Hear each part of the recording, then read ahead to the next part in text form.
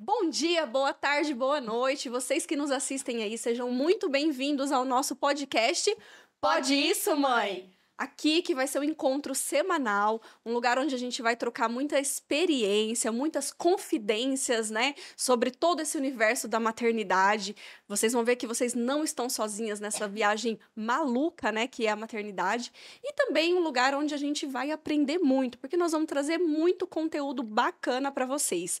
Então, você que é mãe, você que quer ser mãe ou simplesmente conhece uma mãe, fica aqui com a gente, se inscreve aqui no canal, curte, compartilha, que toda quarta-feira tem episódio novo para vocês, não é, Mari? Isso mesmo. Bom, eu sou a Jete Mundim, eu sou pediatra, sou mamãe do Pedro e do Arthur. Eu sou a Mariana Servan, sou fisioterapeuta de formação, empresária por acaso, mãe do Gael e do Ravi. É isso. Vamos começar, mas antes da Mari apresentar o tema... Roda a vinheta, Roda a vinheta Carlão. aí, Carlão.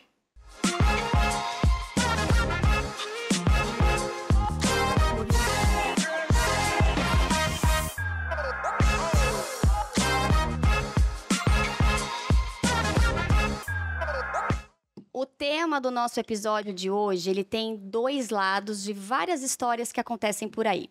De um lado, um bebê, uma criança ou um adolescente à espera de um lar que vai significar para ele uma chance. Chance de afeto, de proteção, de ter seus direitos preservados, chance de ser amada, uma chance de não virar uma estatística, de abandono, de marginalização ou até mesmo de aborto. Do outro lado, uma mulher cujo sonho de ser mãe pode ser muito distante, às vezes quase impossível. E passado muito tempo de angústia, de frustração e de tristeza, ela entende que existem outros caminhos. E aquele que de repente não veio do ventre, vem do coração. Então hoje a gente já se emocionou, né? Já, Mariana já aqui. Hoje a gente vai falar sobre adoção, que ao meu ver, não por acaso essas duas palavras rimam. A adoção tem a ver com o coração. E é sobre isso que a gente vai falar hoje, né, Jete? Algo que sempre esteve na nossa pauta, quando a gente começou a desenhar ali os temas. Logo no início a gente falou, a gente precisa trazer esse tema tão necessário. Exatamente. E não por acaso também, né? Vocês já sabem que eu sou a manteiga derretida, que o nosso principal, o protagonista do episódio tá aqui, a caixa de lenço, né? Enfim, gente, é um assunto muito legal pra gente se falar e eu tenho certeza que vocês vão amar esse episódio de hoje. E para isso a gente trouxe duas convidadas para contar as suas experiências, né, as suas histórias, a compartilhar um pouco da vida delas conosco, que eu vou apresentar para vocês. Alícia Rodrigues. Alícia, ela é professora, revisora e servidora pública aqui do estado do Mato Grosso do Sul. E ela é mamãe da Bia, de 18 anos hoje, né, Alícia? 18 anos. Seja bem-vinda, obrigada por estar aqui. Muito obrigada, Mari. Muito obrigada, Jete. É um prazer estar aqui para dividir essa história com vocês. Ela que é uma mulher de uma força, de uma fé, que vocês vão entender o que eu tô falando. É linda demais a história dela. E a nossa outra convidada também é uma linda que cruzou meu caminho. Já era ouvinte nossa, né, Jaqueline Medeiros, ela que é psicóloga perinatal e também parental, né? Já tem mais de 11 anos de experiência de formação? De formação, quase 18 anos. Quase 18 anos, e há 11 anos ela atua no projeto Dar à Luz, aqui da nossa maternidade Cândido Mariano, aqui em Campo Grande, no Mato Grosso do Sul. Ela que é mamãe da Júlia, de 12 anos, e do Joaquim, de 5. Seja bem-vinda, meu amor. Muito obrigada, é um prazer estar aqui. Fiquei muito feliz e honrada com esse convite. E é um assunto que realmente precisa ser falado, compartilhado e conhecido, os dois lados, né? Exatamente. Desse assunto tão importante. E até antes mesmo da gente começar, eu gostaria de deixar até um recado, Jete, até a gente estava conversando sobre isso antes, porque vocês que estão ouvindo a gente agora e depois que vai engajar com a gente nas redes sociais, a gente acaba interagindo bastante. Hoje o meu principal recado que eu quero dar é: nós não queremos, e a gente conta com a colaboração de todo mundo, que tenha qualquer tipo de julgamento em relação às escolhas que algumas mulheres fazem ao longo da vida. Hoje a gente vai focar na vida de uma criança que tem uma chance de recomeçar ou de começar de forma digna. Então a gente não vai entrar no mérito de escolhas, de nada. Hoje não vai ser sobre julgamento ou qualquer maneira dessa pessoa ser hostilizada, né? Então hoje a gente vai focar na vida e é sobre isso que a gente vai conversar hoje. Então, para pra gente começar, queria começar com você, Jaque. Então, para quem não sabe, aqui na nossa cidade, a gente tem um projeto chamado Dar à Luz, lá na maternidade, que é um projeto que foi criado pela Vara da Infância e da Juventude e tem como objetivo amparar a decisão de mulheres que escolhem por entregar seus filhos de forma voluntária no momento que nascem. E eu pergunto para você, o que estava acontecendo há 11 anos atrás que, de repente, alguém falou, precisamos fazer algo em relação a isso, precisa ter um projeto para atender essa demanda. O que estava acontecendo na época, Jaque? Então, há 11 anos atrás, a doutora Kate, que é a juíza da Vara da Infância, atendia muitos casos de abandono de bebês em maternidades. E um aumento crescente, assim, desse número. Em todas as maternidades. Isso acontecia na Santa Casa, na Cândido Mariano, no Hospital Regional. E outra situação também que chamava a atenção era o número de abortos clandestinos. Mulheres jovens indo a óbito em decorrência de abortos clandestinos, né? Que acabavam de uma maneira ruim, com consequências para a saúde dessa menina, e essa menina morria. E aí elas decidiram, o projeto é da doutora Kate, e da Vanessa e da Regina, que são psicólogas e assistentes sociais também, que na época conversaram sobre o tema e viram a necessidade de acolher mulheres que gostariam de entregar o filho em adoção.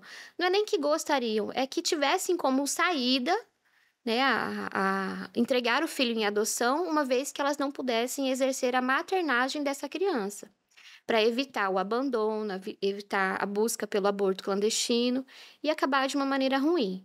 E aí surgiu o projeto com a ideia de amparar mulheres com essa escolha, com essa decisão, para então, enfim, tirar dessa situação de risco tanto mulheres como bebês. E, no caso, essas mulheres, muitas vezes, chegam até vocês no momento do parto. Então, elas entram em trabalho de parto e, naquele momento, elas verbalizam a intenção de entregar, mas às vezes também elas já chegam até o projeto ainda grávidas, né? Isso. E para essas que chegam gestantes, o projeto fornece algum tipo de suporte, seja médico, psicológico? Sim, o projeto, a ideia é amparar a mulher num todo.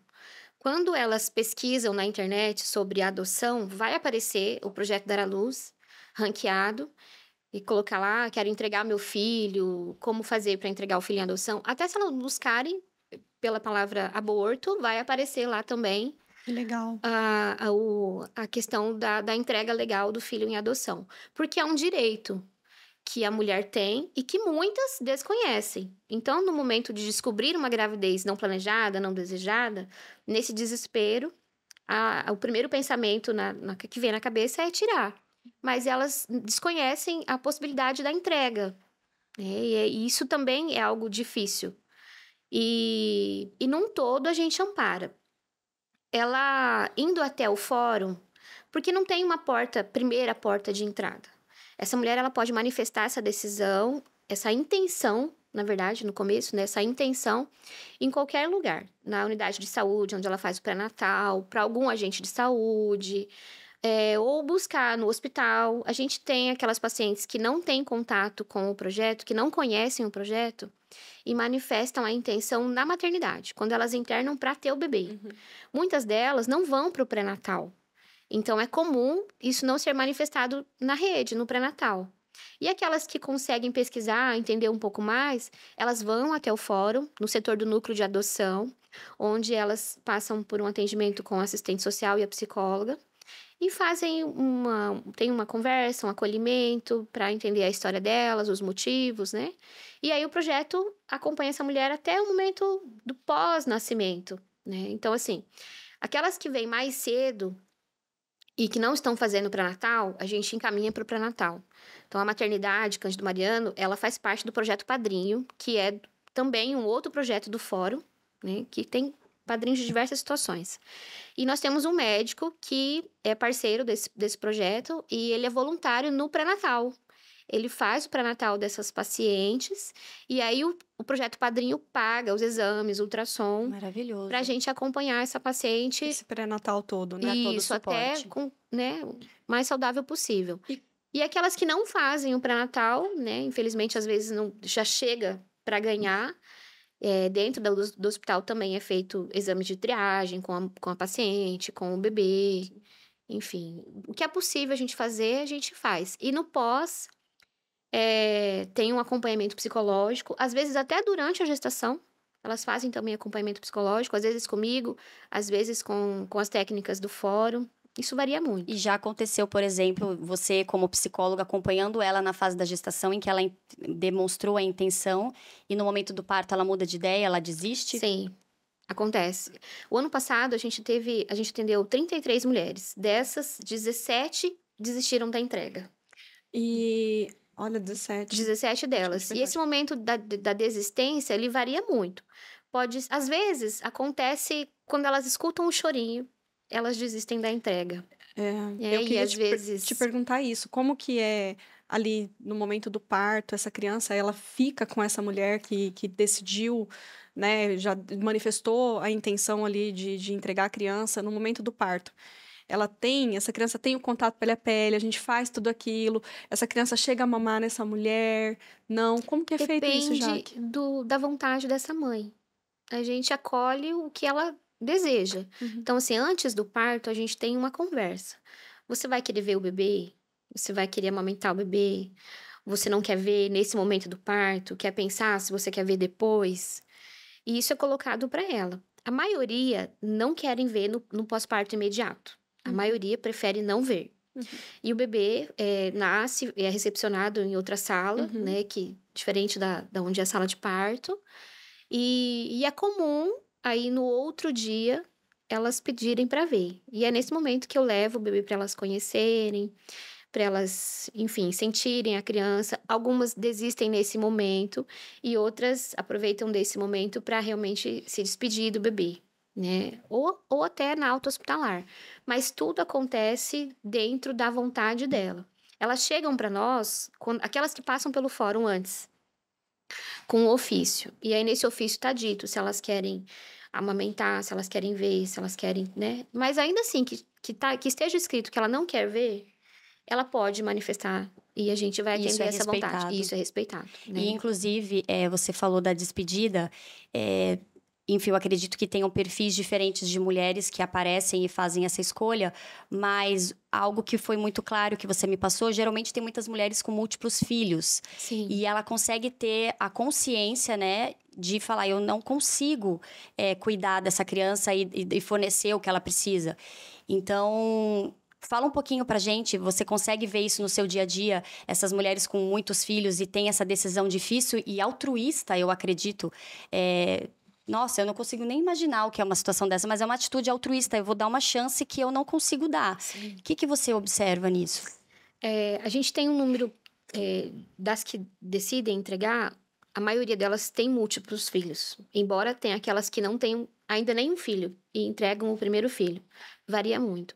Mas a grande maioria ainda é de mães de múltiplos filhos. E elas...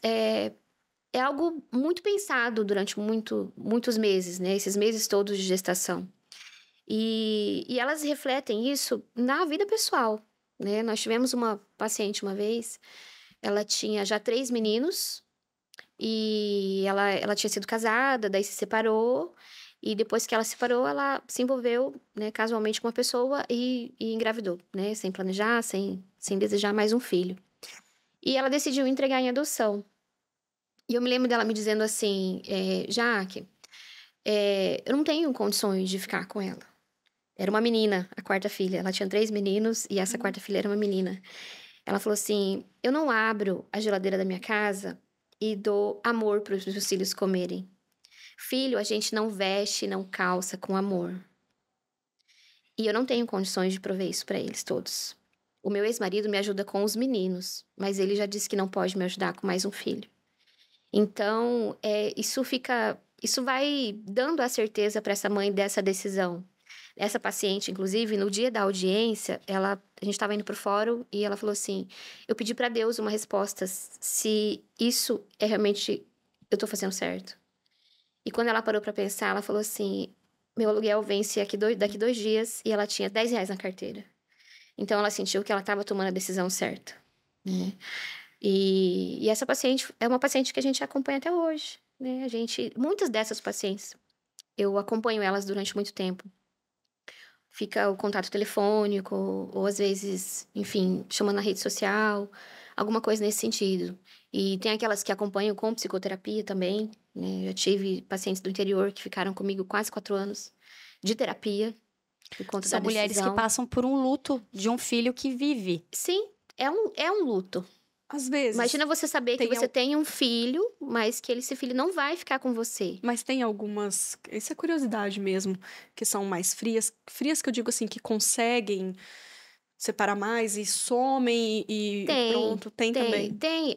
É assim, não ver, não é nem por frieza, mas assim, para poder aguentar. Aguentar. É uma sim, proteção, É uma né? proteção. Porque, de fato, ver, pegar no colo, sentir, cheirar, A gente que é mãe, a isso gente sabe. já gera uma lembrança, gera uma memória. E fazer essa entrega com essa memória é algo que fica muito marcado. Então, para algumas delas, não verem, de fato, torna isso menos difícil. Não mais fácil, mas um pouco menos difícil. E essa criança, já que a partir do momento que ela nasce e decidiu-se, né, por ela ir para adoção mesmo, o que é feito dela? Onde ela vai? Como que é?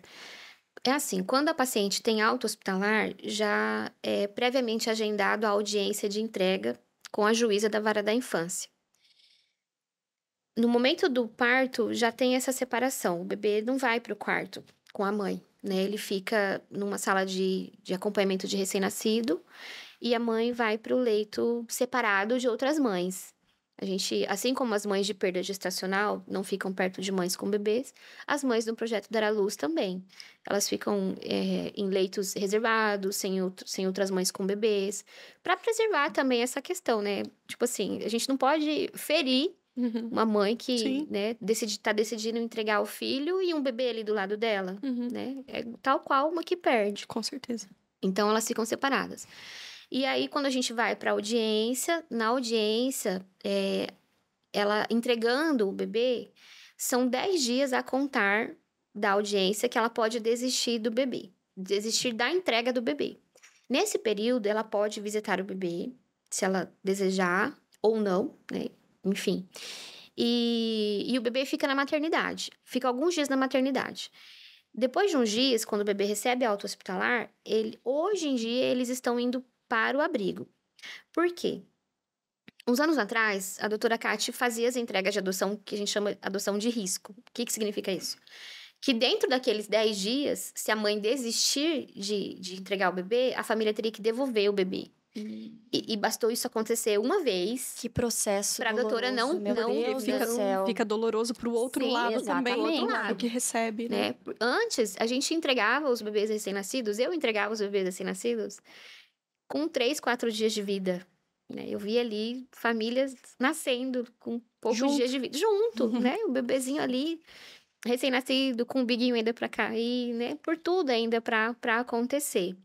Mas por conta dessa situação de respeitar os 10 dias, então, depois que o bebê recebe a alta hospitalar, eles vão pro lar-abrigo, que é um lar-abrigo que é só de bebês. E aí, nesse lar, eles são cuidados até o momento que passa os 10 dias, e aí, então, é feita a entrega pra família que vai ficar com a criança. E nesses 10 dias depois, a mãe biológica, ela não pode mais... passado esses 10 dias, ela não tem pode mais... direito. Não pode. Ela E perdeu o assim, direito. e já aconteceu, É isso que eu ia perguntar. né? Eu já entreguei, eu saí, lá na maternidade a gente tem 2 recepções, 2 portas, né? A do SUS e a dos convênios. Eu saí com a família dos convênios e me chamaram na recepção do SUS, que era urgente e tal, e eu desci lá na recepção, e aí era a vizinha de uma mãe que tinha feito a entrega. Ela falou assim, a fulana, ela tá desesperada, ela quer a bebê de volta. Eu falei assim, Deus. agora não dá mais. O bebê tinha acabado de ir embora com a família. Acabado de ir embora. Que situação, né? Então, assim, passados os 10 dias, a adoção, a entrega da adoção, ela é irrevogável. Passou os 10 dias, tanto a mãe não pode voltar atrás, né? Quanto a família que recebe essa criança. Quando finaliza o processo de adoção, ela também não pode devolver. né? Com recém-nascidos, a gente nunca teve essa questão da devolução do bebê. Isso acontece, infelizmente, com crianças maiores, quando não tem a adaptação com a família. Mas isso também acontece dentro de um estágio de convivência, né? Não é depois que finaliza a adoção. Já aconteceu também, mas é normalmente dentro do período de estágio de adaptação convivência, ali. de 6 meses, que é quando isso pode acontecer. Então, tem esses 6 meses para a família que recebe essa criança ver se vai ter adaptação. Sim. E se não tiver, ela pode devolver a criança, é isso? Exato. Mas com recém-nascidos, a gente não experienciou isso adulto. até hoje, nesses 11 anos, nenhuma vez. Mas com as crianças maiores, isso é comum? Acontece. Eu não presenciei isso porque já fica mais com a equipe técnica do fórum, né? Uhum, mas acontece. Mas acontece, E já infelizmente que, acontece. e para essas mães que se despedem, que é um momento difícil, ela pode, por exemplo, deixar o nome, o contato, para se um dia esse jovem tiver interesse em procurar quem foi a mãe biológica e ser encontrada, elas podem deixar uma carta explicando. Existe alguma coisa que vocês ajudam ela nesse processo também? Tem sim. Na audiência, essa audiência ela é gravada e ela fica arquivada nos autos do processo.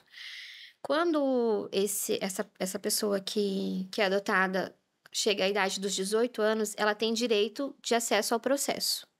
E lá no processo vai constar tudo que aconteceu com relação à mãe biológica, né? Então, assim, dentro do hospital, a gente propicia para aquelas que querem esse momento da despedida. É um momento em que ela é ela e o bebê, né? Então, assim, eu tive momentos lindos, assim, emocionantes e inesquecíveis desse instante. Outra coisa que elas podem fazer também é escrever uma carta, né? Eu tive aquelas que não quiseram ver, mas quiseram escrever uma carta. Ou deixar um presente, né? A gente já teve de presente pulseirinha, com pingentinho de anjo, já tive escapulário, roupinha, né? Enfim, mimos que elas pedem para deixar para a criança. E a carta. A carta física, ela é entregue para a família que adota. E ela também é digitalizada e consta no processo. Então, tipo assim, os pais não quiseram me entregar por algum motivo pro filho. Um dia ele vai receber essa carta, né? E nos autos, é pedido que elas sempre deixem atualizar o telefone, endereço, para que isso facilite essa busca dessa pessoa. Mas se isso por não é acaso- obrigatório. Se por acaso ela Não. falar não quero ser encontrada, ela tem o direito de falar não quero que conste meu nome. Tem. A gente já teve pacientes que... As que engravidaram por violência sexual, na maioria das vezes, elas não querem ter esse contato posteriormente. Mas tem também aquelas que, mesmo passando por isso, não se opõem, porque elas entendem que a criança não tem culpa, né, do que aconteceu, né? E tudo bem para elas esse encontro. Tem mulheres que vivem esses 18 anos à espera desse encontro. Aguardam, né, esse encontro. Eu fico pensando, daqui mais 8 anos, né, essas crianças vindo à maternidade, porque a gente tem adultos que vai à maternidade pedindo para ver o prontuário, pedindo para saber o nome da mãe biológica. Então, de 1980 para frente, nós temos. Anterior a isso, nós não temos, porque o arquivo pegou fogo e a gente perdeu tudo. Nossa, que dó. E a gente já teve justamente pessoas de antes... Daquele período. E você agora até falou de um tema importante, né, sobre estupro. E a gente recentemente até fez um episódio que ainda vai ao ar sobre abuso infantil. Então a gente sabe que isso acontece, estupro de vulnerável. Então já aconteceu de surgir meninas menores de idade, crianças estupradas nessa situação de querer dar, e aí de quem que é a decisão, porque é uma criança, ela não tem a capacidade de tomar a decisão, vou entregar o meu filho, ela é uma criança. Essa decisão cabe a quem? Aos pais? Você lembra de algum caso específico? Sim, a decisão é dos pais. E eu tenho 2 situações. Uma delas, a primeira, eu tinha 1 ano de formada, eu trabalhava numa instituição. E eu recebi uma menina que estava grávida aos 12 anos. Sofreu estupro aos 11, né? Engravidou com 11 anos. E ela veio para mim para trabalhar a questão de vínculo afetivo com o bebê. Porque a família tinha decidido que ia ficar com a criança. E a gente trabalhou o vínculo, foi um processo muito bonito. Na época, eu me lembro que quando o bebê nasceu, eu fui até a maternidade para visitá-la. mas não consegui visitá-la. A psicóloga na época não me autorizou a visitar, mas tudo bem. Eu continuei o processo com ela ainda depois que esse bebê nasceu. Ela ia pra terapia com o bebê. Meu Deus. A gente fiquei com ela até 1 ano de idade do bebê. Foi um processo muito bonito. E uma outra situação que nós já trabalhava na maternidade foi uma menina também de 12 anos, em que a mãe decidiu não entregar a criança. Mas já era algo que a gente percebia que era algo que ia ficar mais por conta da avó. Porque a menina, além de ter 12 anos, ela tinha atraso cognitivo. Tá. Né? Então, enfim, a decisão é dos pais. Sim. Né? Pelo fato de ser menor de idade. E acho que, até para a gente só concluir um pouquinho sobre o projeto, me parece que a equipe que atende essas mulheres lá na maternidade é uma equipe muito preparada. Porque não cabe julgar, não cabe essa mulher ser hostilizada, ser maltratada, não cabe, de repente, alguém falar, muda de ideia, olha Sim. isso, eu sou mãe. Não cabe isso. Então, existe preparo para essa equipe? Não pode interferir no processo, né, Mari? Quem acompanha, né? Não pode. Somente quem conversa com a paciente sobre essa questão é a equipe psicossocial do hospital e do fórum. A equipe de assistência médica e de enfermagem é orientada a não tocar nesse assunto. Eles são informados de que é uma paciente do projeto Dar à Luz com essa decisão, né, com essa intenção, né? E então eles não entram nesse mérito. Não, até porque isso, na verdade, assim, quando começou o projeto, a gente tinha essa situação de pessoas da equipe tentarem induzir a mãe a não entregar, né? E mudar de decisão. Mas isso não cabe a nós, não cabe nem a nós, equipe psicossocial, né? Porque não é o objetivo do processo, do projeto, a gente fazer a mãe mudar de ideia. O objetivo é amparar a escolha dela. Acolher, Respeitar a né? decisão. Né? Tanto é que o processo, ele promove essa reflexão. E se isso não acontecesse, a gente não teria as desistências. Né? E por proporcionar esse momento de reflexão sobre essa decisão, é que elas desistem. Eu já tive mães que desistiram no último dia dos 10 dias. Sabe? E assim, eu quero meu bebê. Então, Sim. vem buscar, né? E isso é importante saber. Se elas desistem da entrega, não tem nenhum ônus. Não precisa passar por audiência de novo. Dentro dos 10 dias, se ela decidir ficar com o bebê, é só ela ir buscar e levar para casa. E a gente comunica nos autos do processo e fica tudo bem. Entendeu? Olícia, e a gente quer muito saber um pouquinho da sua história, né? Então, você é mãe da Bia, que hoje tem 18 anos, que inclusive tá aqui hoje de plateia com a gente, aqui assistindo a gravação. Uma moça linda, inclusive. Linda mesmo. E você pegou ela nos seus braços, bem pequenininha ainda, né? Bem pequenininha, recém-nascida. E como que foi esse momento? Como foi pra você? Então, eu gostaria de começar porque eu cheguei nesse dia, né, de pegar a Bia nos braços e levar para casa e ela se tornar nossa filha, né? E foi um processo de muita dor, porque eu me casei com 29 anos e tinha planejado já. Eu quero um casal de filhos. A gente tem aquelas coisas românticas, né? De que, olha, eu vou planejar desse jeito e vai ser do jeito que eu idealizei. E depois de 2 anos, quando a gente se estabilizou, assim, eu precisava começar a tentar, né? Porque os 35 estavam ali e todo mundo fica, olha, a sua idade. E a gente começou a investir, né? Em ter o primeiro filho. Mas as coisas não deram certo. E aí eu fui ao meu médico, eu falei, olha, eu já parei de tomar anticoncepcional e não tá acontecendo, né? Ele falou assim, filha, nós vamos ter que investigar, tem alguma coisa errada aí.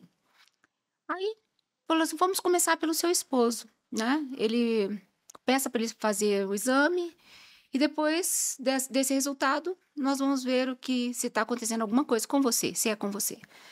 E a gente fez o primeiro exame e aí já constatou que o problema era uma esterilidade nele, né? E aí ele sofreu muito, porque ele também queria muito ser pai. E nós fomos tentar a inseminação artificial, né? E começamos, é um processo muito dolorido, né?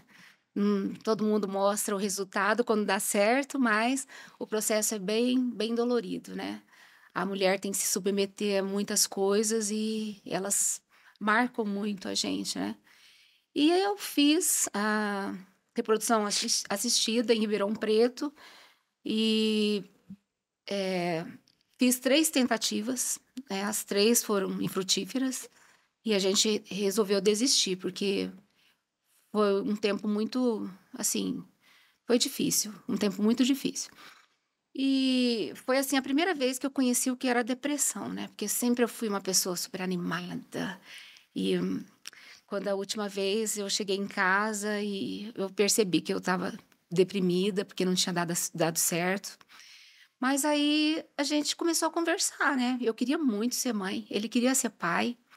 E a gente começou a conversar sobre adoção, mas ele sim tinha um preconceito, as coisas que as pessoas falam, né? Ah, uma criança que você não sabe de onde vem, vai te dar problema, né? Vai ser revoltado, sabe? Você não sabe no que se está se metendo, né? Essas coisas. Mas a gente foi conversando. Eu tinha determinado uma coisa e eu tinha sempre determinado na minha vida o seguinte, que um dia eu entreguei minha vida para Jesus, sabe? E ele me fez uma promessa, que ele daria os desejos do meu coração. E eu estava, assim, pautada nessa promessa. Eu falei assim, eu quero ser mãe, e eu posso ser mãe de outra forma. Então, eu vou me pautar na promessa de Deus para minha vida. E aí, eu comecei a falar com ele. Falava um pouco, ele resistia, falava de novo, até que ele foi se abrindo. Aí sempre tem as pessoas que a gente conversa, elas vão também dando uma força, né? Falando, olha, pode ser diferente e tal. Até que ele decidiu. Um dia eu conversei com ele e falou assim, tá, nós podemos fazer isso, né? Então, você pode tomar as providências. Ele falou para mim. As providências seria ver a documentação, procurar os órgãos, né? Responsáveis por isso. E aí eu comecei. Mas um dia eu estava trabalhando, era um final de semana, no encontro da nossa igreja. Eu era coordenadora, minha mãe também estava trabalhando nessa equipe, minha irmã do meio também estava trabalhando. E chegou uma criança que a mãe queria entregar, né? Uhum. E aí a gente pegou e começou a conversar e falou assim, olha, para você conhecer a criança hoje, amanhã.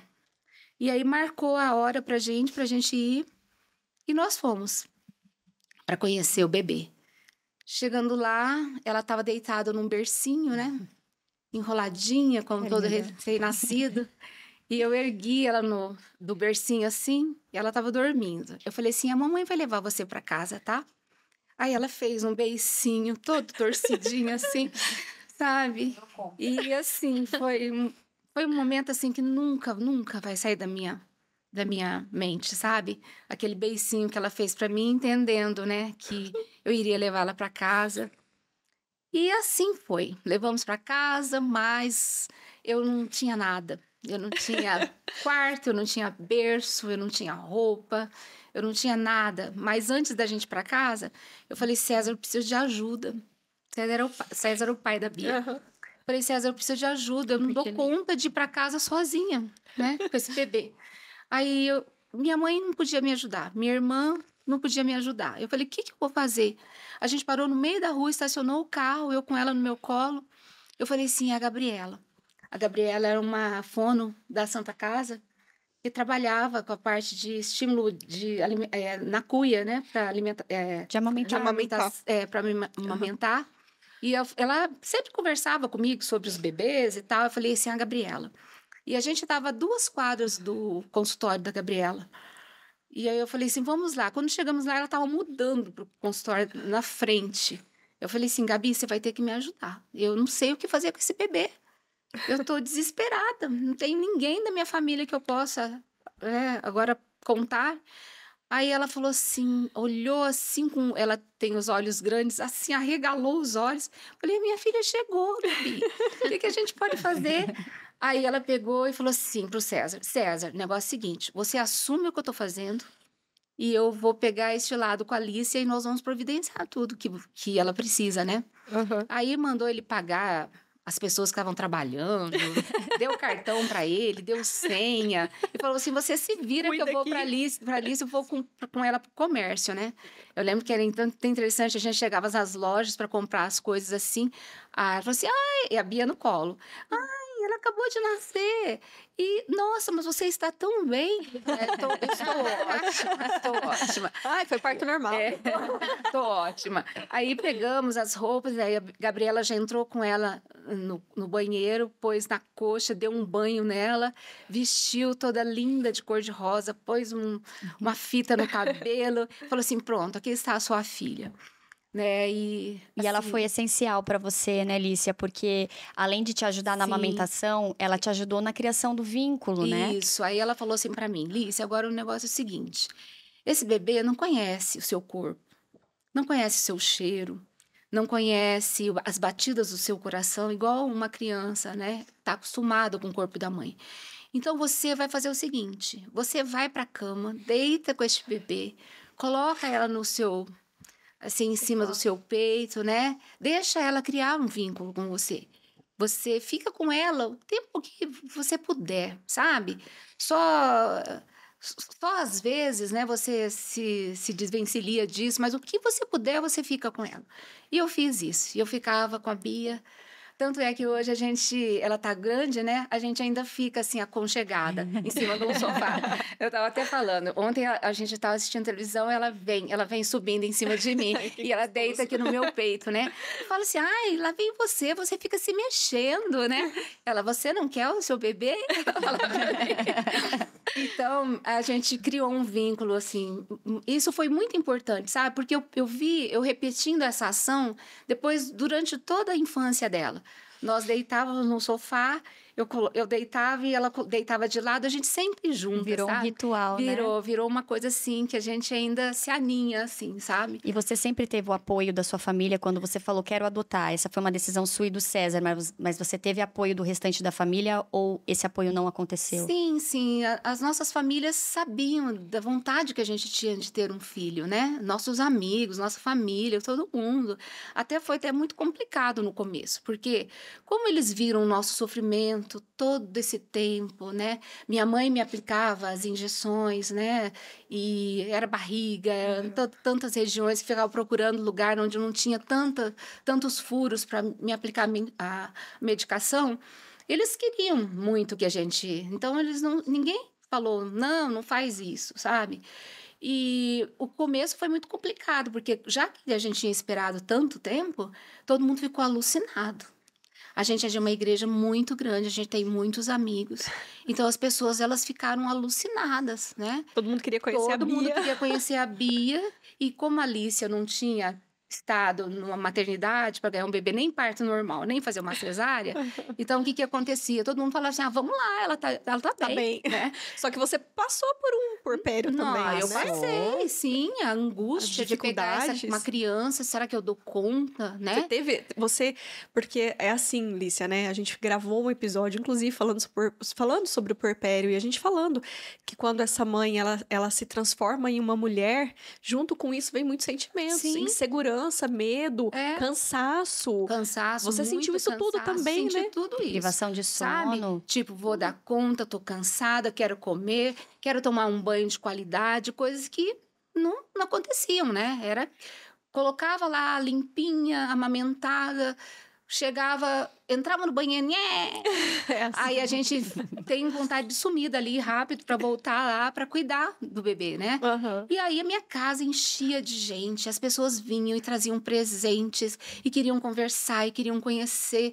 Eu lembro que um dia passaram 30 pessoas na minha casa. Nossa, meu Deus. Aí elas queriam café, elas queriam tomar Coca-Cola, elas queriam comer. Tipo assim, e o César, ele é muito festeiro, assim, ele gosta, né, dessas coisas. Ai, faz alguma coisa pra gente comer, sabe? Você tava cansada, você tava no puerpério, né? Exausta, eu tava Lícia, exausta. Em algum momento, nesse começo, ou da sua vida, eu acredito que eu já sei a resposta, mas eu quero te perguntar isso. Passou pela sua cabeça arrependimento? Nunca. Nunca. Era o que eu mais queria. Você já criou aquele vínculo no momento Sim, que ela no fez o momento beicinho. que ela fez o beicinho. Aí, aquele momento, eu amei a Bia, com toda a minha intensidade. Mais tarde, uma pessoa perguntou para mim, você pode explicar como é esse seu amor pela Bia, né? Sendo que a situação é essa, né? A Bia foi uma criança que você adotou. Eu falei, sim, eu posso explicar meu amor por ela. O meu amor por ela é um amor que eu daria a minha vida por ela, sabe? Então, eu não vejo que é diferente. É certeza. amor de mãe. Ela é minha filha. E às vezes você desejou tanto, muito mais do que outras mulheres que às vezes acabam acontecendo, né? De engravidar e às vezes não consegue estabelecer um vínculo tão forte com o filho, tão forte quanto o que você criou, né? Sim. E você passou por todas essas dificuldades. E o contar para Bia, como que foi? Você contou desde cedo? Você teve dúvida em algum momento se você contaria ou não? Não, eu já estava preparada. Eu sou professora e a gente sempre sabe como lidar com a verdade para a criança, né? Como ela é importante. Eu tenho 2 grandes amigas e elas tinham adotado também. Mas uma foi, assim, uma pessoa também que me ajudou muito. A Mary tinha adotado a Rafa uns anos antes e trabalhava comigo. E como a gente trabalhava na escola, ela falava assim, Li, você vai chegar a época que ela vai te perguntar se ela nasceu da sua barriga. E eu falava assim, ai, que interessante, né? Eu falava assim, ela falou assim, a Rafa já passou por essas fases, né? E aí você vai agindo assim, ela ia me orientando. Aí ela vai perguntar de novo. E essa escola, que é a escola que a gente trabalhou, a Bia estudou lá a vida toda. Agora que ela está na faculdade, que ela foi para uma outra escola. Tinha uma atividade chamada banho do bebê. Mas para que acontecesse o banho do bebê, a mãe, ela viria à sala de aula, ela vem à sala de aula, grávida, e vai falando para as crianças, né, ali, que é a educação infantil. Vai falando que ela está grávida, que ali dentro da barriga dela tem um bebê e tal. E essas crianças, elas estão na faixa de uns 4 anos, de 3,5 para 4 anos. E elas só têm a noção da casa delas, da família delas. Elas não têm noção de outra família, né? Sim. E aí essa mãe vai conversando, falando do bebê. Depois ela tem o bebê e ela vem dar o banho no bebê. Então, ela dá banho no bebê na frente das crianças, prepara toda a roupinha que ela vai colocar neles. Ela troca esse bebê e ela amamenta na frente das crianças, né? E eles ficam todos em círculo, em volta, acompanhando tudo. Aí, quando acontece isso, vai culminar com agora é a sua história. Então, traga o seu álbum de fotos e como que foi, traga a mamãe grávida e tal. Então, a Bia participou dessa atividade. E ali, daquilo, acho que ela entendeu, né? Ela, um dia, estava tomando banho comigo, eu estava dando banho nela. Ela falou assim, para mim, eu nasci da sua barriga? E a Mary já tinha me falado, que esse vai dia acontecer chegaria. esse dia, né? Ela tinha quantos anos, Lícia? Ela tinha... Então, depois dessa atividade de entre 3,5 e 4 anos, ela tinha mais de 4 anos. 4 e um pouquinho. Aí eu falei assim, ai, chegou o dia, eu não dou conta. Falei assim, conversei, falei outra coisa com ela. E eu falei assim, eu tenho que me preparar. Eu não estou preparada ainda. Aconteceu uma segunda vez. Ela perguntou para mim, eu nasci da sua barriga? Na segunda vez também não dava conta. Eu falei assim, não, ainda não estou preparada. Aí eu comecei a conversar comigo mesma, sabe? Eu falei assim, eu sabia que esse dia ia chegar. Eu preciso, né? Eu preciso encarar. Eu nunca fui covarde, sempre fui muito corajosa. E ela tem o direito, né, de saber da história dela. Aí, na terceira vez, ela me perguntou, eu nasci da sua barriga? Aí eu falei assim, filha, não, você não nasceu da minha barriga, mas você é a minha filha. Ela não entendia muito, né? Aí vem outros processos. Ela foi crescendo e as conversas vão sendo outras, né? Vão sendo conversas mais pesadas, né? Aí ela começou a querer entender por que ela não tinha nascido da minha barriga e por que a mãe, né, não cuidou dela. E ela foi fazendo essas perguntas. Aí a gente comprou um livrinho que foi muito importante, chamado Faltava Você. E esse livrinho explicava o lado da mãe que entregou a filha, certo? E o lado da família que queria um bebê, né? Então, mostra os dois lados, assim. Aí a gente leu para ela, lia para ela várias vezes. Aí um dia ela levou para a escola. Levou para a escola e a educação montessoriana faz um círculo, né? E ela pegou e levou o livro, daí a professora contou a história. Aí ela falou assim: essa é minha história. Aí as crianças do lado assim: não, não é não. Uma mãe não dá um bebê. Ela assim: não, essa é minha história. Sabe? Guardou o livro dela e levou para casa. Aí, depois, mais um tempo, eu passei no mestrado, na seleção de mestrado em 2007, para cursar 2008.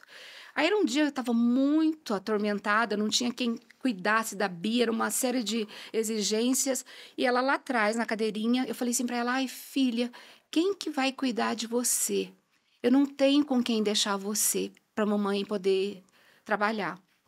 Ela falou assim para mim: eu tenho raiva daquela mulher. Eu falei: sim, de que mulher? Do que você está falando? Ela falou assim: da mulher que me teve. Eu falei: mas filha, por quê? Ela falou assim: porque ela não cuidou de mim. Aí eu falei assim: olha, filha, eu gostaria que você soubesse que ela te amou e se preocupou com você. Porque se ela não tivesse cuidado de você, eu vou te fazer uma pergunta. Você não gosta das coisas que você tem, do seu quarto, da sua casa, do seu pai, da sua mãe, da sua família? Gosto. Eu falei: então, se ela não pensasse em você, ela não faria com que você tivesse tudo isso, né? Que ela tivesse pensado assim: eu vou levar a Beatriz para um lugar que ela vai ter tudo que ela gosta. Então, ela pensou em si em você, minha filha.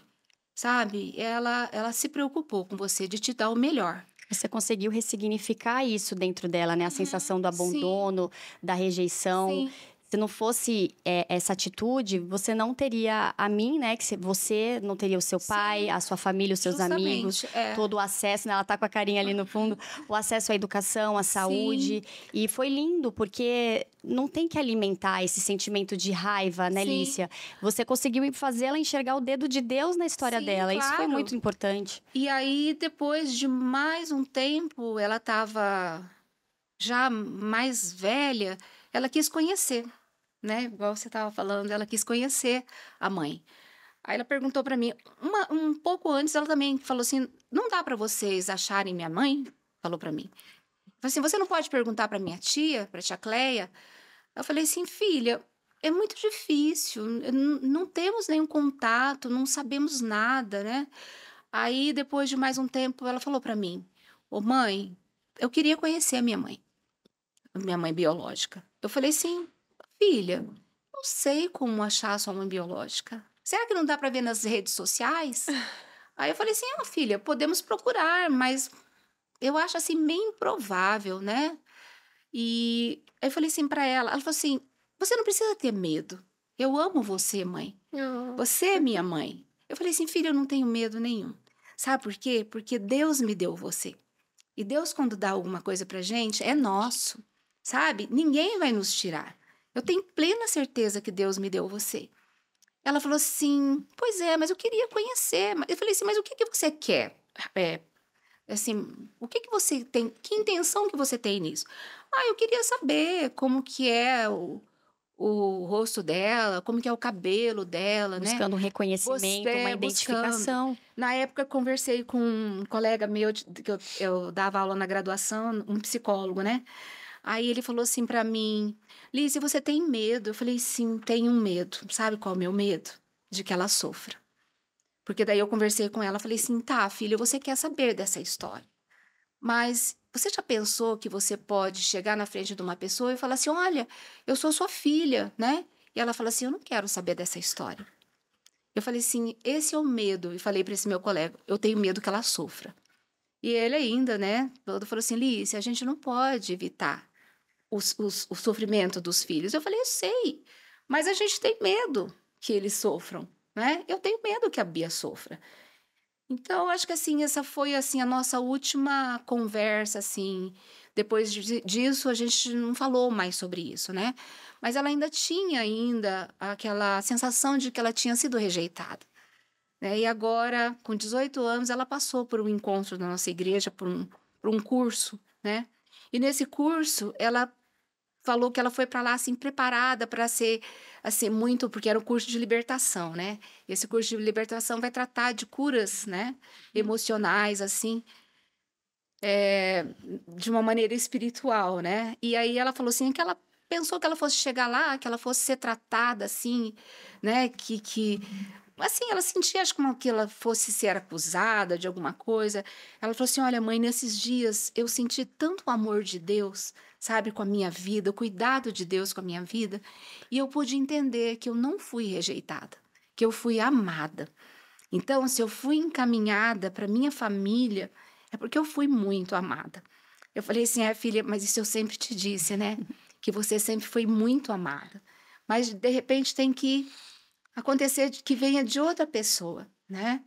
Então, essas coisas que as pessoas falam sobre, é porque não é seu filho biológico, vai te dar problema, porque ela vai ser revoltada, né? O filho vai ser revoltado, você não tem medo do que se torne. Eu penso sempre que, falei com a Mari também, quando a gente estava conversando, isso é uma construção, sabe? Essa é uma construção que depende de quanto você quer dar, né, para uma pessoa, para construir, ajudar ela a se transformar em uma pessoa autônoma e saudável, sabe? Hoje eu tenho uma filha maravilhosa. Ela é saudável, a gente tem muita parceria, a gente se ama muito, sabe? Assim, em casa é sempre ela fala assim que eu sou meio doidinha, né? Mãe, você é meio doidinha. Então ela fala assim que às vezes eu estou dando um carinho para ela e daqui a pouco eu já faço uma brincadeira, já viro uma palhaçada. Eu falo assim para ela, são os meus dois lados, né? E a gente é muito parceira, a gente é muito amiga. E eu considero assim a nossa história uma coisa linda. Com certeza. Sabe? Eu acho assim, ela é realmente maravilhosa, porque a gente vive tanta paz, sabe? A gente tem tanta plenitude e a gente é tão feliz, sabe? Foi o maior presente. Foi o maior que era linda presente, essa história. né? Foi o maior presente de Deus na sua mesmo. vida. E a Bia, ela é uma pessoa que eu admiro muito, porque ela está fazendo psicologia. Ela é segundo semestre agora. Ela é empática, ela se preocupa com o outro, ela acolhe, sabe? Quantas vezes ela fala assim, mãe, deixa eu trazer uma amiga para casa. Ela está com problema, ela está sempre preocupada, enxergando os outros, sabe? E querendo trazer para dar aconchego. Porque ela sente que em casa tem isso. Que lindo trabalho você fez, né? Isso é mérito seu, da família, do círculo que ela cresceu. Eu penso assim que Deus dá muita sabedoria, sabe? Eu sou dependente da sabedoria de Deus, porque a sabedoria é dele, né? Então eu sempre estou pedindo para ele, Deus, me dá sabedoria em cada fase, em cada coisa, em cada etapa da minha vida, né? Em cada necessidade. Estou sempre pedindo essa sabedoria. Sabe? Eu acho, Lícia, que tudo isso que as pessoas falam, né? De como essa criança vai ser, depois ela vai ser revoltada. Isso depende muito mais do meio em que ela vive, do ambiente, da criação, de como foi tudo. Do que você proporciona, do né? que a parte genética dela, claro. Entendeu?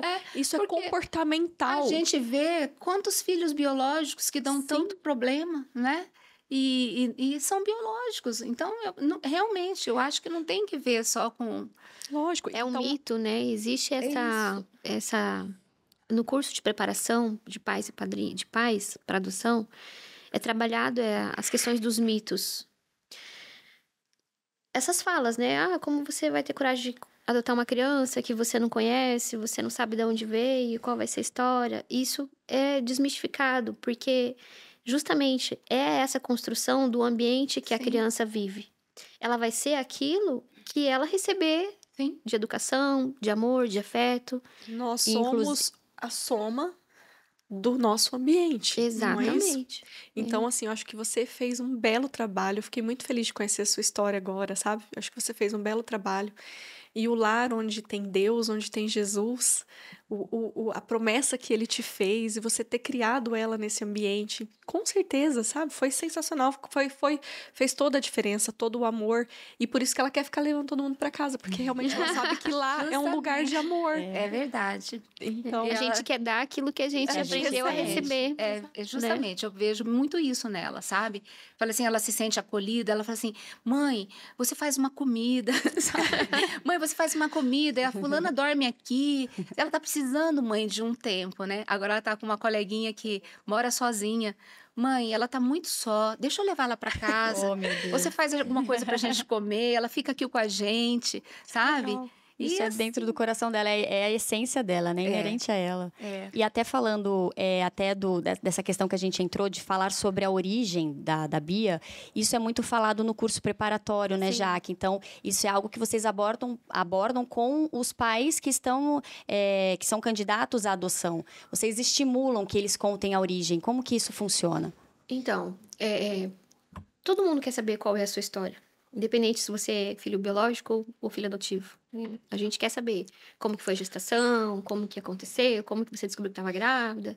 A gente quer conhecer a nossa história.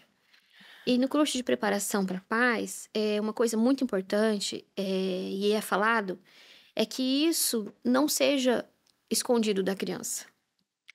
A adoção da Bia foi diferente, foi uma adoção à brasileira, né? Que acontecia. Até hoje acontece, né? Sim. Mas, enfim, é que a adoção sem a intervenção da justiça. E então, assim, você não foi preparada para poder ser mãe adotiva. Uhum. E hoje, quando a gente trabalha essa questão de preparar os pais, é principalmente para desmistificar esses medos, esses mitos, com relação à idade da criança, à história da criança. E, de fato, contar a história da criança faz com que você mantenha o vínculo de confiança que você estabeleceu desde quando você recebeu essa criança. Porque se ela descobre por outras pessoas, aí então vem a decepção. Né? Porque é algo que você precisa saber dos seus pais. talvez aí venha essa revolta. Aí Isso. sim, Tanto é que é uma Né? coisa que eu conversei, o pai não queria, né? contar. Não queria, eu não quero. E ele tem muita dificuldade de falar sobre isso, né? Eu falei assim para ele, César, a gente não pode negar Sim. a história de uma pessoa, né? Inclusive, eu gostaria até de falar assim, e o que se ouve quando a gente tem uma história dessa, né? No meio, na família. Um dia, a Bia era pequena, a gente estava na casa de um familiar e eu estava com ela no colo e chegou uma pessoa de fora. E a pessoa de fora foi me apresentaram, né? Essa aqui é a Alicia, tal. E essa aqui é a menininha que eles pegaram para criar. Nossa. Aquilo para mim, assim, foi uma faca no meu peito, sabe? Aí eu chamei o César, como era a família dele. Falei, César, olha, aconteceu essa história, essa fala, sabe? Hoje eu tava com a Bia no colo e falaram isso. Ela não é uma pessoa que uma criança que nós pegamos para criar. Ela é uma criança que nós escolhemos para ser nossa filha. Então, eu gostaria que você tomasse providência, e o César sempre foi um pai apaixonado. Apaixonado, devotado mesmo. É isso que eu queria te perguntar. No começo, ele tinha uma certa resistência pela adoção. Mas e aquele vínculo que você conseguiu fazer de mãe e filha, ele também conseguiu estabelecer. Ele também. Aí, quando ele ouviu isso, ele ficou assim... Eu falei assim, então, eu gostaria que você conversasse, já que é da sua parte, né? Sim. Então, eu gostaria que você falasse que a gente não usa esse termo, sabe? Que a gente não fala isso. Então, justamente por isso, uma hora, esse adolescente, sei lá, jovem, ouve uma conversa dessa.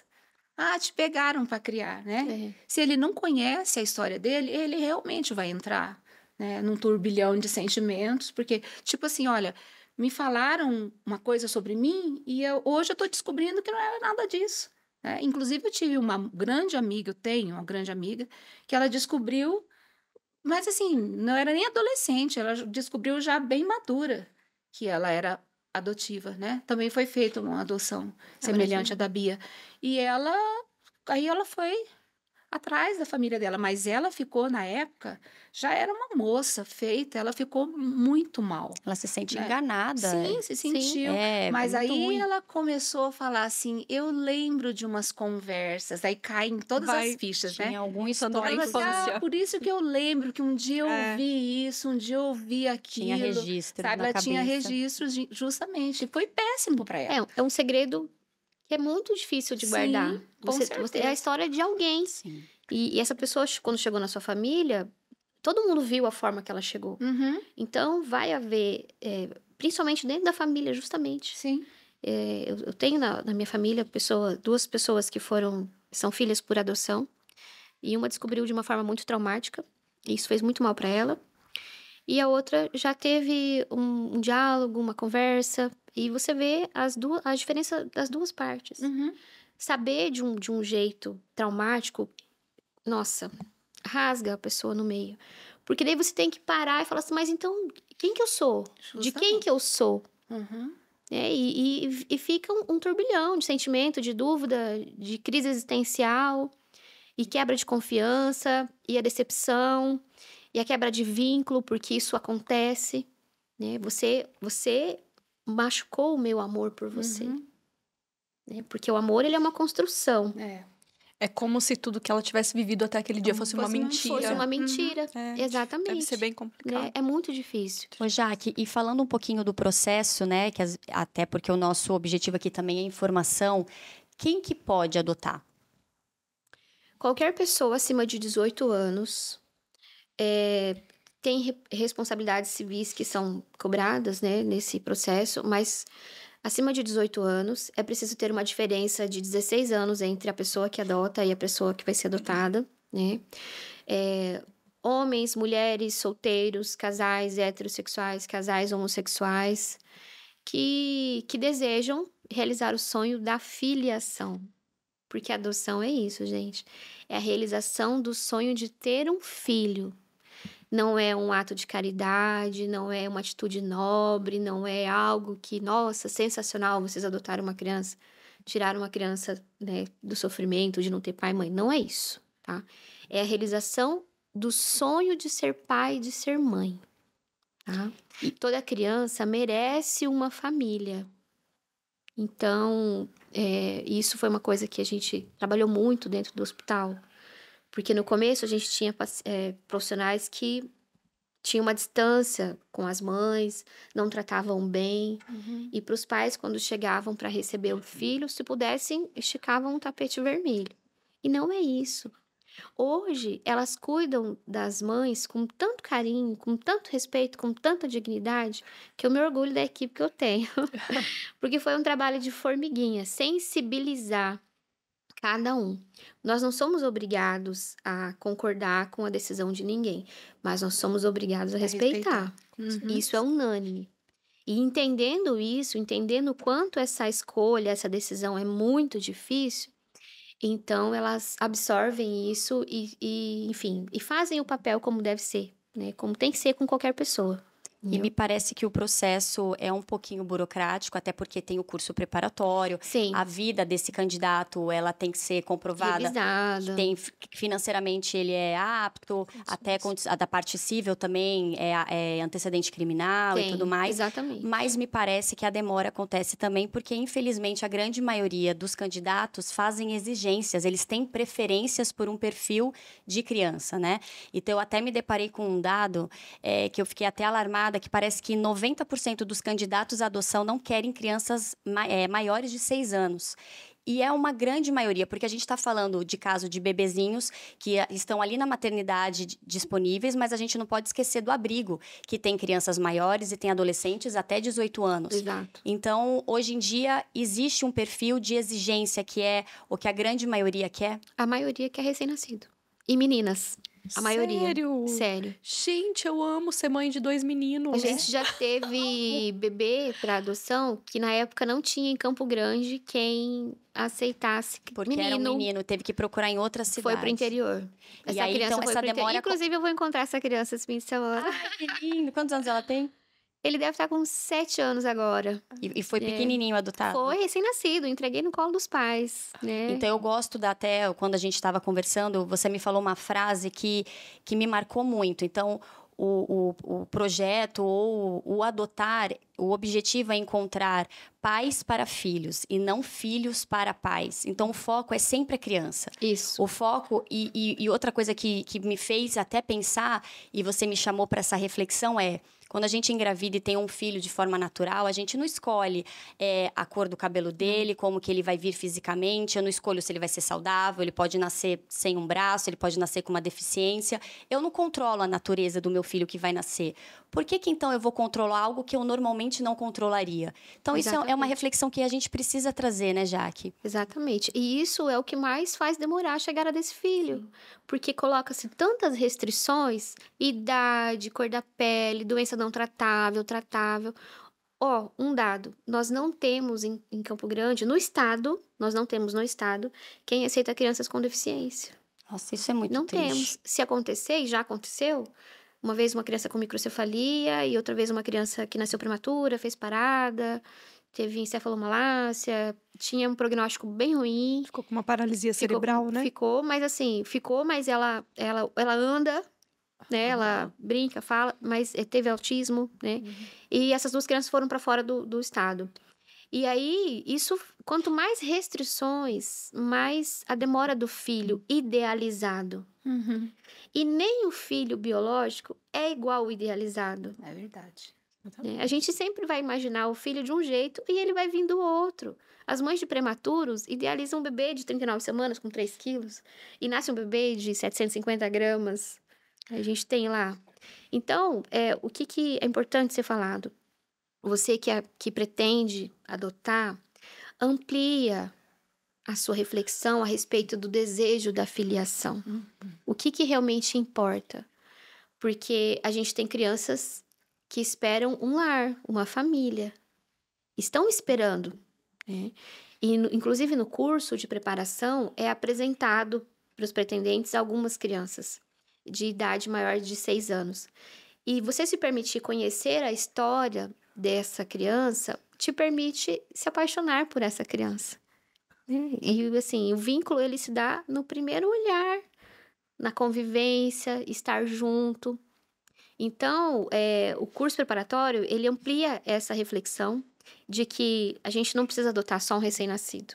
E não há só recém-nascido para adoção. A gente tem um número muito maior de crianças para ser adotadas do que bebês. Do que pais, pretendentes. Pretendentes para adoção é muito maior que o número de crianças. Ou seja, a conta não está fechando. A conta não fecha, porque o que as pessoas querem é recém-nascido. E a gente não tem essa quantidade de recém-nascido.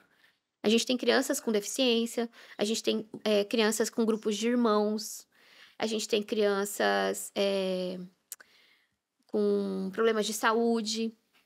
Já adolescentes.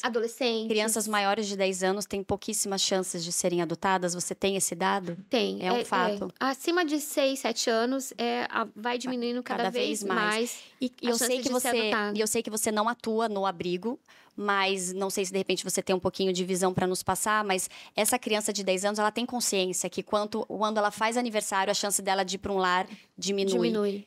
Quem que cuida disso? Eu fico imaginando uma criança de 10 anos, a cada aniversário, ao invés dela comemorar, eu tenho uma chance a menos de cair numa família. Quem que cuida disso, gente? Um dos meus estágios na faculdade, no último ano de faculdade, foi numa casa-abrigo. E eram crianças de 8 a 12 anos. E às vezes tá lá grupo de irmãos. São crianças que a família perdeu o pátrio poder por alguma coisa, dos direitos violados. E elas estão ou para adoção ou aguardando algum familiar pegar a guarda, enfim. E quando tem grupos de irmãos, é ainda mais difícil, porque às vezes o irmão é menor e aparece um pretendente pro irmão. E hoje a lei não quer mais que separa grupos de irmãos. Mas às vezes a família fala assim, o casal fala assim, não, eu quero, vamos supor, três irmãos, eu quero levar os 2 menores, eu não quero o maior.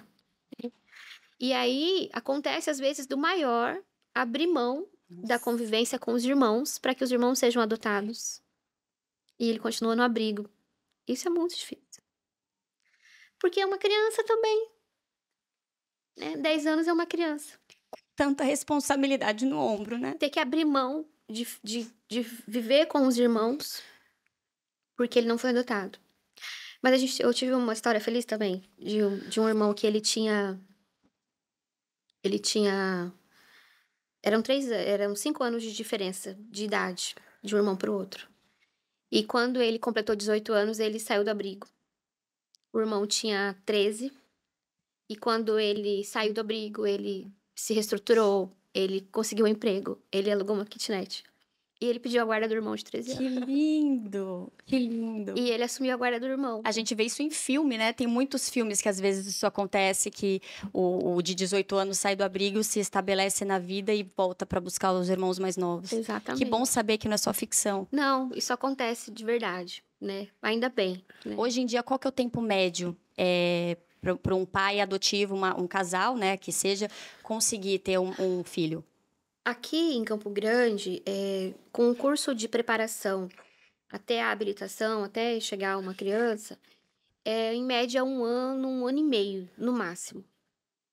Então, depende da agilidade do casal, do pretendente, né? Pode ser solteiro, né? Como eu disse, de fazer o curso preparatório. Aí tem as avaliações psicossociais, que é feita pela equipe técnica do fórum. A documentação, a entrega da documentação, porque tem que ir no médico, tem que tirar certidões negativas, né? Juntar toda essa documentação, protocolar no fórum. Protocolou no fórum, a juíza habilita, dá a sentença de habilitação, e aí passa a contar a espera da chegada da criança. E é nesse tempo aí Eu já tive pais que pegaram com 1 semana de habilitados até 1 ano. Depende da restrição que eles colocam, Depende da restrição. né? Por exemplo, eu acabei de ser habilitada e tem uma criança lá no abrigo de 3 anos que está apta para ser adotada. E não tem na fila lá alguém que quer adotar essa criança de 3 anos. Então, eu, de último, vou para a primeira. Você é a prioridade. E adoto essa criança. Porque eles querem alguém para o perfil da criança. Entendeu? Então, muda a prioridade. A fila segue uma ordem, sim. Mas se na fila aparecer alguém que tenha o perfil da criança, imediatamente essa adoção ela acontece. Maravilhoso. Gostaria de saber mais tantas coisas. E nosso horário, Mari, o que a gente faz com esse horário? É um assunto que dá, assim... Enfim, eu vou passar a sexta-feira agora falando disso. Eu e a doutora Kátia, a juíza da Vara da Infância titular, nós estamos indo para o interior para implementar o projeto Dar à Luz. Porque até então, aqui em Campo Grande, era o único que atendia o estado inteiro? Ou não? Como que funciona? Tem alguns municípios, toda comarca, na verdade, tem os seus trâmites com essas questões de adoção, de entrega, né? O projeto, ele tem algumas peculiaridades que faz com que, enfim, seja interessante ter. Eu já fui para o interior outras vezes para implementar Coxim, Três Lagoas, Corumbá. A equipe técnica também já foi para outras que eu não tive junto. E teve um curso recente para os magistrados, e nesse curso eu fui para falar da parte assistencial do projeto Dar à Luz, e a doutora Kátia falou da parte jurídica. E houve alguns convites do interior para implementação do projeto. Então, nós estamos indo, amanhã à noite, eu e a doutora Kátia, para Dourados, e na sexta-feira de manhã para Carapó, para implementar lá o projeto. E, possivelmente, daqui mais uns dias, outros municípios. Muito bom. Quem sabe com isso a gente consiga reduzir tanto essas notícias horríveis que a gente vê nos jornais dos bebês abandonados em valas. É a intenção. Sim. A intenção é, quanto mais falarem do Projeto Dar à Luz, falarem para as mulheres que elas têm o direito da entrega legal. Que existe essa possibilidade. Que existe essa possibilidade, que não é um crime. Crime é deixar a criança em situação de abandono, em qualquer lugar, correndo risco de vida. Ou fazer o Jaque, aborto, né, mas Jaque? você não acha que é mal divulgado? Ele é mal divulgado. Eu achei interessante não é que ter ele é mal divulgado, assim, é uma coisa do jurídico, e é uma coisa que a mídia não tem muito interesse. É, lógico. Eu já fiz muitas entrevistas do Projeto Dar à Luz. Acontece muito no mês de maio, que dia 25 de maio é o Dia Nacional da Adoção. Ai, quase o dia que meu filho nasceu. Ele nasceu dia 24. Ou então, quando acontece na mídia uma situação de abandono. Aí retomam o assunto. Mas é legal esse esquema que vocês têm do ponto de vista de divulgação da internet, que palavras-chave que a mulher colocar lá, Sim, aparece. ela aparece. Só que não é toda mulher que tem acesso à internet, às vezes, né? Exatamente. Eu sou uma pessoa esclarecida e eu não sabia da existência desse projeto. E eu que Então, sou pediatra, que tava lá na maternidade também. Exatamente, a gente precisa para ontem divulgar que existe essa opção, né? Entre uma criança ser abandonada, em ficar num ambiente tóxico, violento, que vai, enfim, como consequência, ser uma criança, um adolescente marginalizado, ou que seja um aborto clandestino, que põe em risco a mãe, põe em risco ao próprio bebê. Existe um caminho em que essa criança tem uma chance, isso precisa ser muito falado. É um direito dela. Sim. E assim, quando eu atendo essas mulheres, elas dizem assim, eu nunca imaginei isso na minha vida. Mas quem é que imagina essas coisas, né? Esses imprevistos? E eu tenho pra mim assim, Deus escolhe mães que vão gerar filhos que vão ser de outras mães, né? E eu gosto muito de pensar assim, que não nasceu de mim, mas nasceu pra mim, né? Beatriz significa aquela que traz felicidade. E não é à toa que ela chama Beatriz, né? Trouxe a sua felicidade. E foi bem assim a escolha do nome dela. Porque a gente estava indo vê-la e eu queria que chamasse Ana Júlia. Eu gostava. Chama Júlia. Eu gosto muito de Ana, porque minha avó é Ana. E eu falei assim, Ana, mas só Ana não, Ana Júlia. Escolhi o nome dela quando decidia, era uma menina e um menino, meu sonho, né? Uhum. Aí, quando a gente estava indo para ver a Bia, o César falou assim, eu estava tomando banho e Deus me falou que o nome dela vai ser Beatriz. Sem saber. Aí eu, Beatriz? Mas Beatriz é um nome bonito. Ele, vamos investigar o que significa? Olha a gente só. ligou Aquela no que traz caminho, felicidade. Aí a menina que estava do outro lado vendo para nós falou assim, olha, Beatriz é aquela que traz felicidade. E foi o que a Bia trouxe pra gente. E é isso, sabe? Todos os nossos dias são muito felizes, porque realmente... E é muito importante entender que essa mulher tá dando para essa criança aquilo que ela não tem condições. E tá dando para famílias aquilo que eles também não têm condições, que é gerar os próprios filhos. Quando elas entendem que elas foram escolhidas, e eu tenho essa concepção de que Deus escolhe essas mães, por mais difícil que isso possa ser para elas, vivenciar esse luto depois, isso é algo que acalma o coração delas. Porque elas entendem que, de fato, se não fosse dessa forma, mães que não podem gerar os seus próprios filhos poderiam talvez nunca ser mãe. Porque se a adoção não existisse, seria isso. Não existiriam mães com filhos, se não fosse por adoção, né? Aquelas que não pudessem gerar. Mas é muita coisa, é muito... Que trabalho lindo que você faz, Não sei como Jaque. que você dá conta. O dia que eu fui conversar com ela, eu entendi que tinha uma carga pesada do sentido de lidar com tragédias, histórias tristes, mas ao mesmo tempo você tem momentos que acho que você vai guardando na sua caixolinha ali, do momento que você faz a entrega. Nossa, eu acho que você deve escreve um livro um dia de todas as histórias. A doutora Kátia já me falou isso, já que você tem que escrever um livro, porque é muitas histórias. Pode dar para eu revisar, hein? Então,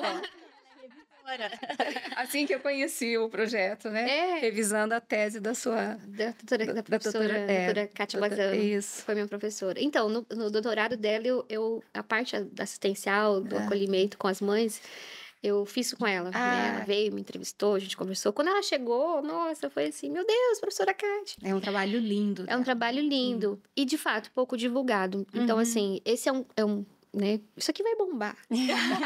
Vai mesmo. Vocês são sensacionais. Tudo que passar por aqui vai ser notícia, eu tenho certeza. E eu fico feliz de saber que tem uma pessoa como você à frente disso, porque essas mulheres precisam sim ser acolhidas e respeitadas. Sim. E você vai falando aqui, você é doce, você é linda, você emana uma luz. Eu fico muito feliz de ter alguém como você ali dentro cuidando disso e agora expandindo ainda mais Obrigada, viu, Sim. Jaque? Imagina. Deus escolheu você também, Ah, né? Você também é uma escolhida.